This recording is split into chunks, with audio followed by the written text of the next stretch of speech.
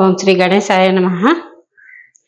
తెలుగు భక్తి మార్గం ప్రేక్షకులకి నమస్కారం. మనం ఈరోజు గణపతికి ఉండ్రాళ్ళు ఎలా చేయాలి అనేది చూద్దాము.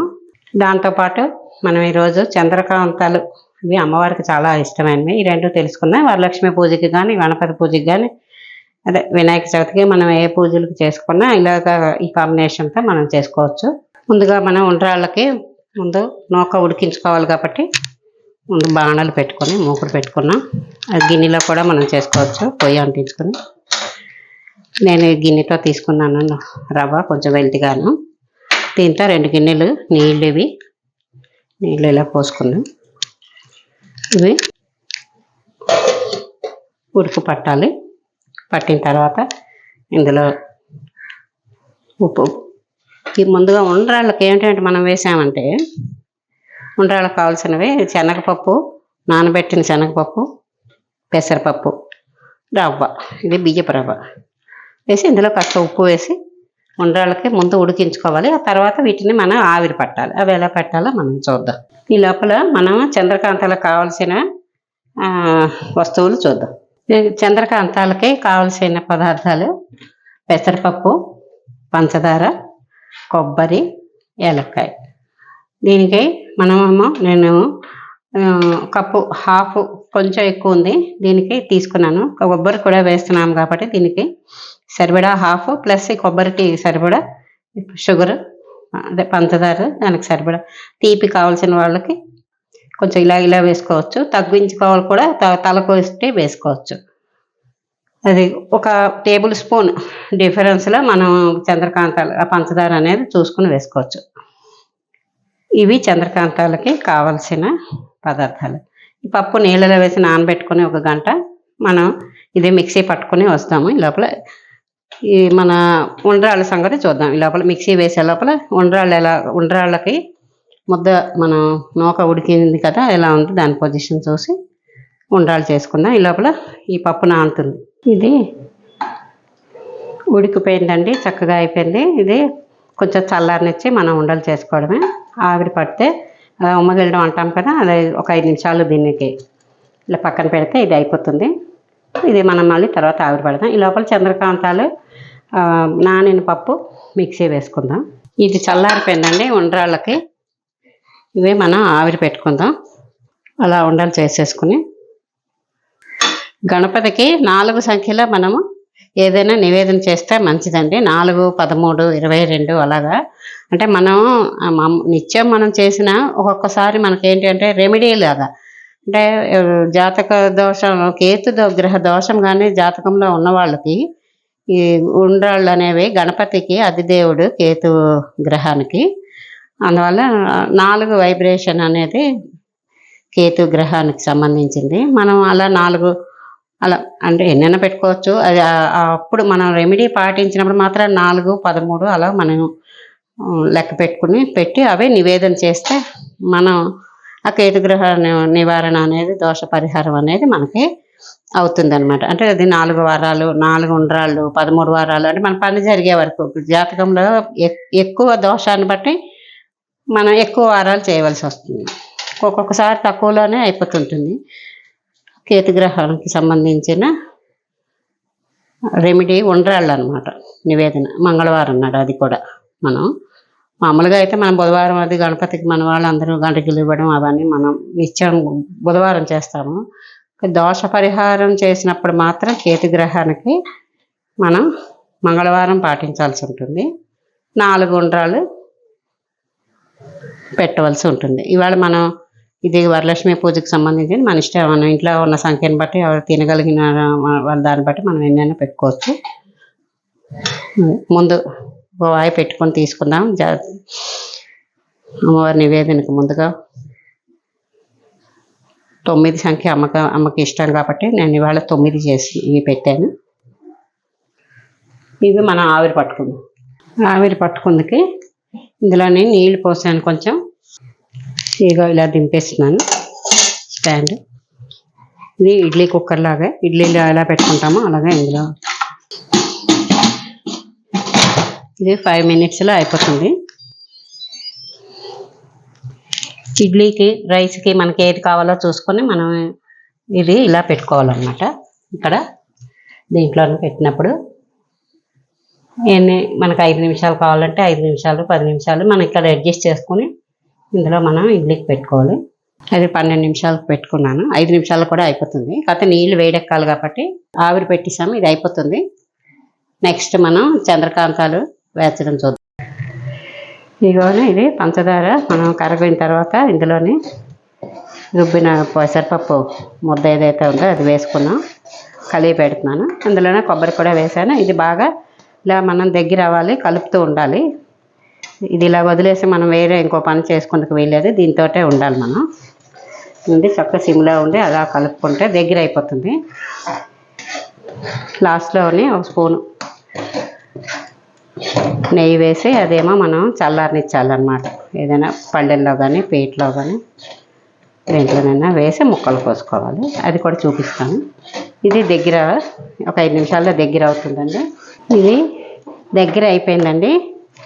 దీంట్లోనే ఒక స్పూను నెయ్యి, ఇది యాలక పొడి మనం చేసి పెట్టుకున్నాం కదా, ఇందులో ఈ యాలక పొడి వేసేసి ఇది చల్లారనిచ్చి ప్లేట్లో వేసుకొని చల్లారనిచ్చి మనకు కావాల్సిన షేపులు, ఆకారాలు మనం ముక్కలు కట్ చేసుకోవడమేను చల్లారనిచ్చి. అవి మనం మళ్ళీ మూకుడు నూనె పెట్టుకొని వాటిలో వేచి తీస్తాం అన్నమాట. చల్లారనిచ్చి ఇవి చాలా బాగుంటాయండి. నోట్లో వేసుకుంటే కరిగిపోయినట్టు ఉంటాయి.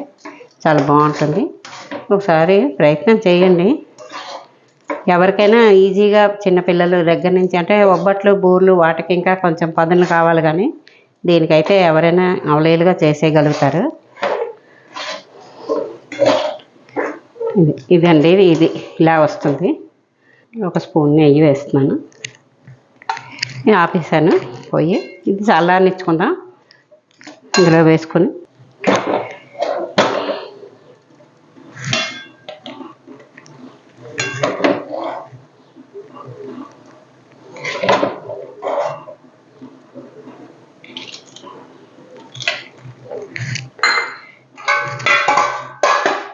ఇది ఇలా నీట్గా సర్దుకోవాలి మొత్తం పళ్ళెల చుట్టూ.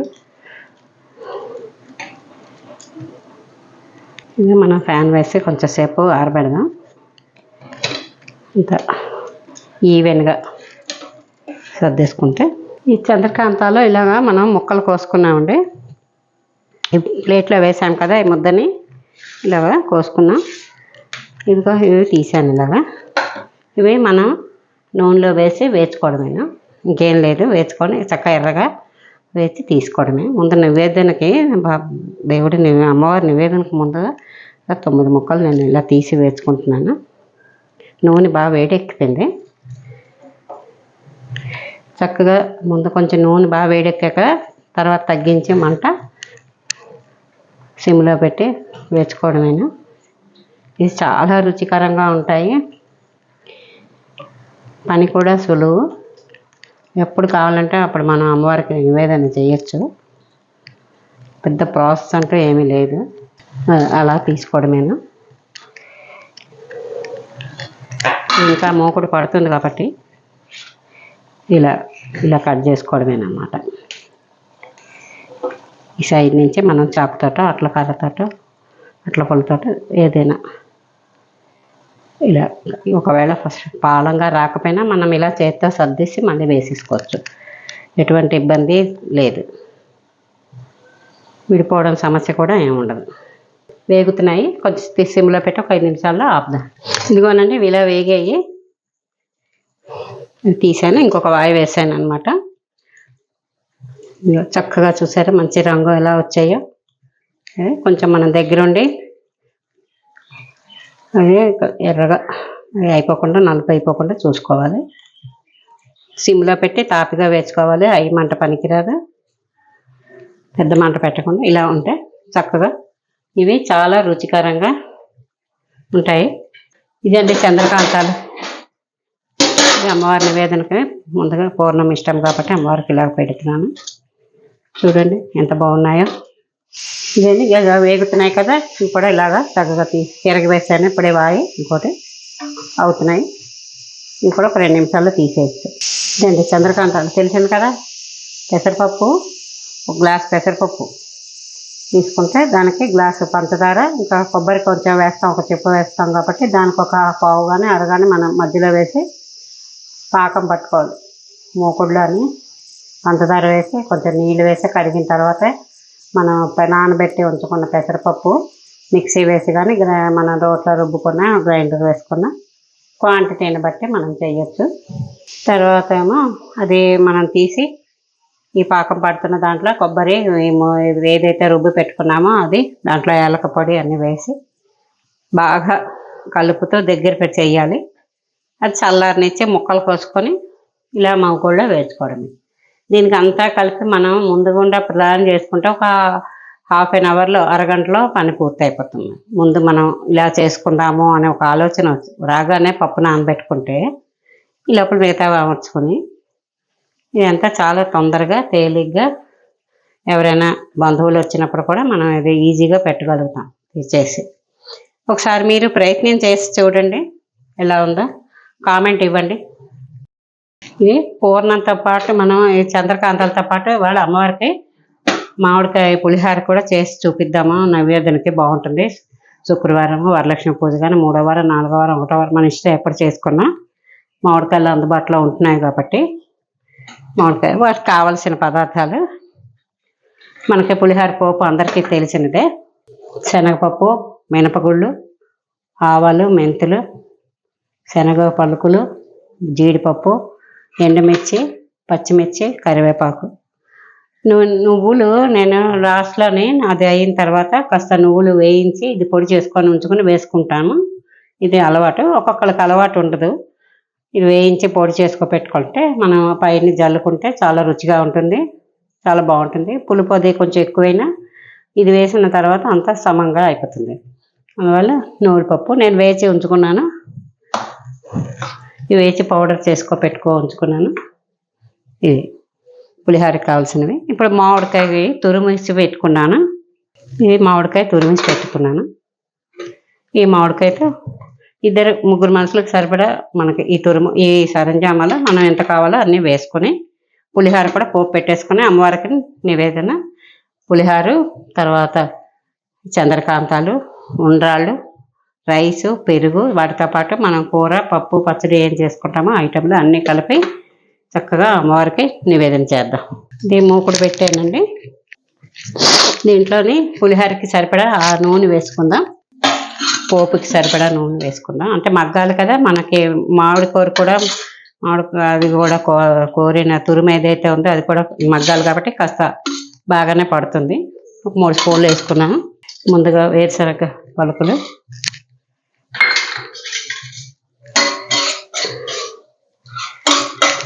తర్వాత దీనికి ముఖ్యమైన ఇంగ్రీడియంట్ ఏమిటి అంటే ఇంగువ అండి. చక్కటి ఇంగువ మన దగ్గర ముద్ద ఇంగువ ఉన్నప్పుడు ఇంగువ సువాసనకి బాగుంటుంది. ఆ ఇంగువ ప్లస్ ఇది మనం అలవాట్లో రోజు వేసుకుంటాం కాబట్టి మామూలుగా పొడి మనకు దొరుకుతుంది. ఆ ఇంగువ కూడా వేసుకుంటాం. ఇంగువ మాత్రం బాగా పోపు వేగినప్పుడు ఈ ఇంగువ మొత్తం పులిహార అంతటిగా కూడా ఇంగువ వల్ల గుమగుమ రుచి అన్నీ వస్తాయి. ఇక శనగ పలుకులు, శనగపప్పు వేస్తున్నాను. ఇది తక్కువే చేసుకుంటున్నాం కాబట్టి నేను అన్నీ కొంచెం కొంచెం వేసుకుంటున్నాను. ఎక్కువ చేసుకున్నప్పుడు క్వాంటిటీ మనం ఎంతమందికి అని చూసుకున్నప్పుడు నేను ఒక గ్లాస్ బియ్యానికి చేస్తున్నాను. మెంతులు, కొంచెం మెంతులు కూడా వేయాలండి పులిహోరలోని. వేస్తే ఆ మన వాసనే వేరు, చాలా బాగుంటుంది. ఆవాలు ఇవి వేగుతున్నాయి. ఈ జీడిపప్పులు కూడా కొంచెం రుచికి వేసుకుంటున్నాం. ఎండుమిర్చి ఒక 4 కాయలు వేసాను. 4 ఎండుమిర్చి ముక్కలు చేసి అమ్మవారికి మరీ ఎక్కువ ఘాటుగా పెట్టాం కాబట్టి నేను అల్లం అది వేయనండి. అమ్మవారికి మనం ఏది కూడా ఎక్కువ కారంగా ఉండదు, అన్నీ కమ్మగానే పెడతాం కాబట్టి పులిహోరలో నేనైతే అల్లం వేయను. అన్నీ సరిపడా కమ్మగా ఉండడానికి, మరీ ఘాటుగా నోట్లో పెట్టుకోగానే కారంగా ఘాటుగా అనిపించకుండా ఉండేటట్టు కమ్మగానే చేస్తాను. అందువల్ల అల్లం అయితే వేయట్లేదు. ఇష్టం వచ్చిన వాళ్ళు తర్వాత కావాలంటే వేయించి కలుపుకోవచ్చు, లేదా అలా కూడా మనం ఎంజాయ్ చేయొచ్చు. ఏమీ బాగోలేదు, చాలా బాగుంటుంది. ఈ పోపు వేగుతుంది కదా, దీంట్లో ఇప్పుడు పచ్చిమిర్చి వేగిపోయండి. చిటపట్లు ఆడుతున్నాయి. పోపు ఆవగింజలు, శనగ పలుకులు అన్నీ, ఇంకా పచ్చిమిరపకాయలు, కరివేపాకు వేసాను.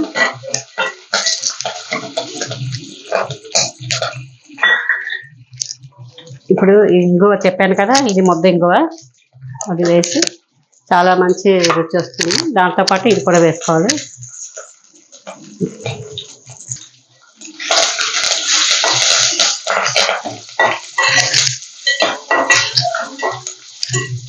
ఇప్పుడు తురుము వేసేస్తున్నాను.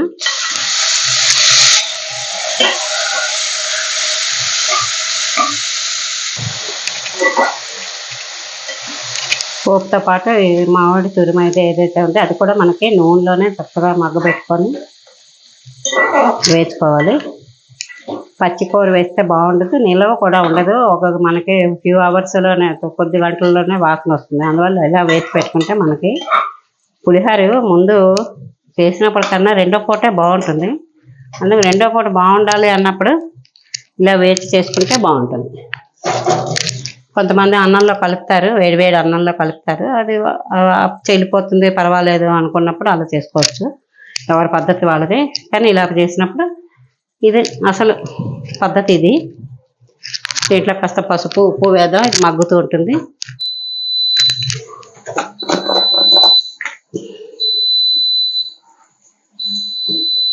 అన్నంలో పసుపు వేసాం కాబట్టి ఆ పసుపు సరిపోతుంది. నేను చెప్పాను కదా, ఒక గ్లాస్ బియ్యానికే కాబట్టి నాకు 2 స్పూన్లు సరిపోతుంది. వీటి కలిపి పులుపుకి అన్నిటికీ కలిపి ఇంకొక అర స్పూన్ వేసాను, మొత్తంగా ఉన్న ఇంగ్రీడియంట్స్ అన్నిటికీ పట్టడానికని.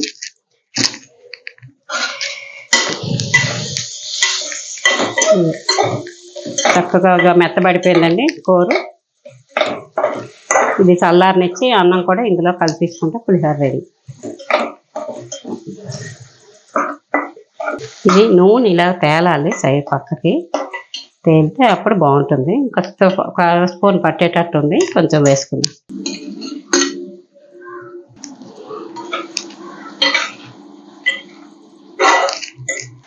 ఇది కూడా మిగతా ఇంకో వాయి వేసాను కదా, అది కూడా తీసేసుకుంటున్నాను. చాలా బాగా అయిపోయి, ఇంకా ఇది మెత్తబడింది, చక్కగా అయిపోయిందండి. ఇందులో మనం రైస్ కలిపేసుకోవడమే చల్లారనిచ్చి.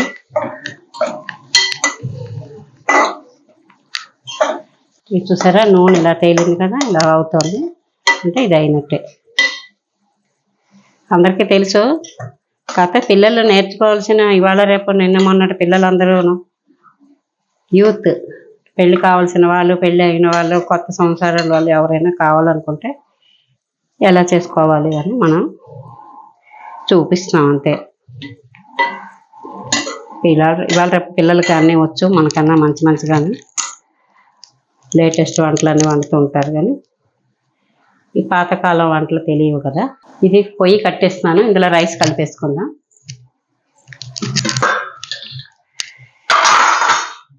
ఇవ్వాలండి, ఈ రైస్కి ఇది సరిపడదు. ఇది ఇలా 4 పక్కలా కలిపేసుకుంటాం. ఇవ్వాలండి, మామిడికాయ పులిహోర రెడీ అయిపోయింది. చల్లారింది, కలిపేసాను. చక్కగా పోపు అన్నీ కలిసిపోయి చాలా బాగుంది చూడడానికి, కలర్ఫుల్గా. ఇక అమ్మవారికి నైవేద్యం చేద్దాం. దీనిపైన నేను నువ్వు పొడి పెట్టుకున్నాను.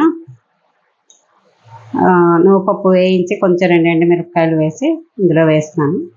ఇది మంచి కమ్మగా ఉంటుంది పులిహోర అనేది. ఎక్కువ ఘాటు గుమగుమ అంటే అల్లం ఘాటు అది లేదు కాబట్టి కమ్మగా పచ్చిమిరపకాయ, ఎండుమిరపకాయ, కరివేపాకు, ఇంగువ, వేసిన పోపు గింజలు అన్నీ కలిపి ఇలా నువ్వు పొడి ఇది కలిపేసుకుంటే ఇది చాలా రుచిగా ఉంటుందండి. అది వేసి ఒకసారి చూడండి, వేయకుండా చూడండి, మీకు ఏ టేస్ట్ నచ్చుతుందో మీకే తెలుస్తుంది. ఒక్కొక్కరికి నువ్వుల పప్పు నచ్చదు, నచ్చని వాళ్ళ సంగతి పక్కన పెడితే సాధారణంగా చేసుకోవడం పద్ధతి ఇది. అయితే మనం తిన్నది మనం పెట్టాం కాబట్టి ముందు వాడేది, మనం మడి రోజుల్లోనే పర్వదినాల్లోనే అమ్మవారికి పెట్టినప్పుడు మాత్రం చక్కగా మనం ముందుగా అప్పుడే పులిహోరతో పాటు పొడి కూడా మనం చేసుకొని వేసుకోవాలి. గుమ్మగుమ్మలాడే పులిహోర రెడీ అయిపోయింది. ఇదిగో మనకి ఉండ్రాళ్ళు కూడా రెడీ అయిపోయి ఆవిరి పట్టాం కదా, ఇదిగో ఇలాగా ఉండ్రాళ్ళు. ఇది పులిహార అమ్మవారి నివేదనకి ఇది రెడీ అయిపోయింది. ఇది ఖాళీ లేదు, ఈ మధ్యలోనే ఫస్ట్ రైస్ పెడదాం. ఇంకా మన ఇష్టం, కూర పులుసు పప్పు మనం ఏం చేసామో అవన్నీ కూడా విడిగా మరో ప్లేట్లో పెట్టుకుని కావాలనుకున్నప్పుడు మనం నివేదన చేయొచ్చు. ఇదిగోనండి, ఇది ఇందులో రైస్ వేస్తాను. ఇప్పుడు కొంచెం వేసి చక్కగా నెయ్యి, అంటే ఆల్రెడీ నెయ్యి వేసి మనం ఇది చేసాము. అన్నం మీద కాస్త నెయ్యి వేద్దాం. ఇదంటే మనం పర్వదినాల్లో కానీ మామూలు అప్పుడు కానీ చేసుకున్నా ఇలాగా అన్ని కలిపి చక్కగా నెయ్యి చిటికెడు వేసాను.